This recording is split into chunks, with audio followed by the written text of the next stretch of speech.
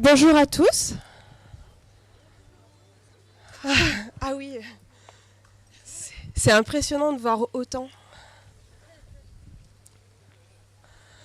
Bon, autant dire que je suis super heureuse d'être là, à la fois très impressionnée parce que quand je me suis inscrite pour le festival, j'ai dit bon, je vais faire une conférence. Je disais à mes amis, à ma famille, si vous venez tous, j'espère qu'on pourra atteindre une petite cinquantaine. Ça serait vraiment le top. Je disais, je suis peut-être même un peu trop optimiste. Là, je vois que le sujet attire du monde, ça fait vraiment, vraiment plaisir. Donc, ce que je vous propose, on va donc être ensemble pendant une petite heure. Ce que je vous propose, c'est dans un premier temps, je vais me présenter rapidement et surtout vous expliquer comment je suis venue au mind mapping. Ça peut être intéressant et du coup vous donner aussi des idées d'application du mind mapping. Ensuite, on verra qu'est-ce que le mind mapping, évidemment, parce qu'on est là pour ça. Et surtout, comment il peut être un outil puissant au niveau à la fois des apprentissages et aussi du développement personnel pour être dans du bien-être, dans du mieux-être et aussi pour améliorer sa relation à soi et aussi aux autres. Voilà. Je voudrais juste savoir comme ça, vous êtes un peu nombreux, mais savoir qui ne connaît pas le mind mapping. Est-ce que vous êtes beaucoup à ne pas connaître? Ok, super. Donc il y en a beaucoup qui sont venus par curiosité, c'est génial. Merci d'être venus. Alors très rapidement, je vais vous présenter un peu je vous présenterai tout à l'heure une petite définition du mind mapping.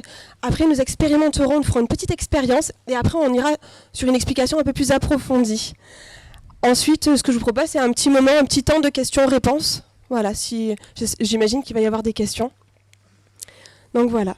Donc, pour ceux qui ne connaissent pas et pour ceux qui connaissent déjà, le mind mapping, qu'on appelle aussi, alors moi en tout cas, j'utilise mind mapping, carte mentale, schéma heuristique, de façon indéterminée. Pour moi, c'est la même chose. Ce sont juste des courants, des personnes qui... on a Tony Buzan avec le mind map, on a Monsieur Le Bihan avec la carte heuristique. Voilà, ce sont des courants, mais sur le principe, c'est la même chose. Donc, qu'est-ce qu'un mind mapping? Là, je vous en ai fait un grand. Je ne suis pas sûre qu'au fond, vous voyez trop bien. Donc, c'est la leçon de l'escargot, pour, je crois, niveau CE1, que j'ai résumé sous forme de mind mapping. Donc un mind mapping, c'est au lieu d'écrire en linéaire, les lignes les unes en dessous des autres, on a un titre qui se trouve au milieu. Donc là, l'escargot, donc je me suis passée du mot escargot, j'ai fait carrément le dessin, parce que du coup l'information est beaucoup plus fulgurante, elle nous saute aux yeux.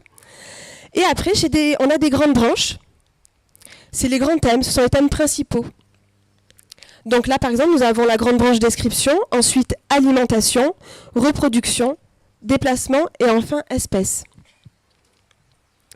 Donc ces grandes branches sont les grands thèmes.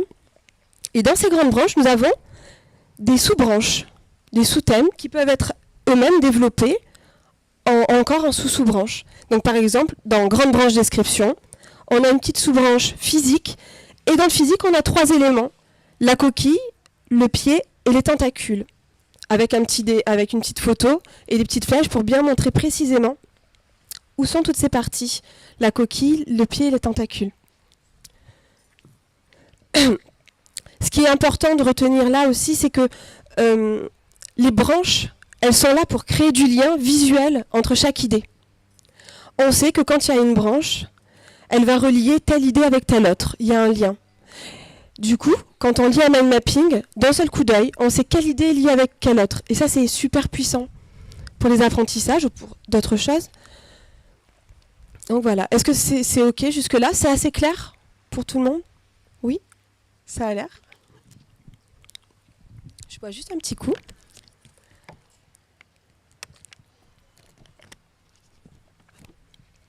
Donc, on va y revenir après un peu plus profondément ce qu'est le mind mapping. Après une petite expérience. D'abord, donc, je voudrais me présenter un peu plus. Donc, je suis Émilie Sadkowski, j'ai 37 ans. Je suis formatrice en mind mapping, je suis aussi formatrice en développement personnel et je suis coach de vie certifiée.